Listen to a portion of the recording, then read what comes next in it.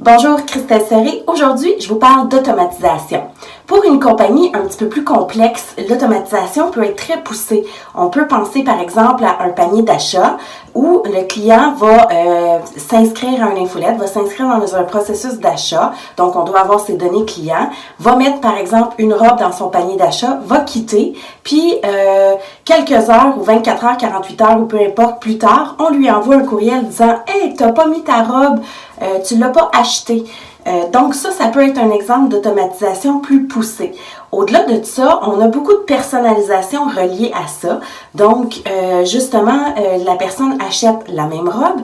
Un petit peu plus tard, on lui renvoie un courriel disant, ben vu que tu as acheté cette robe-là, voici le bracelet ou les boucles d'oreilles qui pourraient aller avec. Fait que ça, c'est un mode d'automatisation un petit peu plus complexe, un petit peu plus poussé. Il y en a beaucoup plus simples aussi pour des PME. Exemple, vous êtes un ostéopathe, puis votre système d'automatisation peut être directement dans votre système de prise de rendez-vous. Donc, ça peut être juste le principe, la personne prend un rendez-vous, ça lui envoie un courriel de confirmation ou un texto. 24 heures avant son rendez-vous, ça lui renvoie une notification. Puis, on rajoute un plus à la fin en disant 24 heures après le rendez-vous, comment avez-vous aimé votre rendez-vous? Voulez-vous prendre un rendez-vous pour la prochaine fois? Donc, c'est des processus qui sont simples, qui permettent d'automatiser, dans le fond, vos processus d'affaires, qui vont générer beaucoup en retour.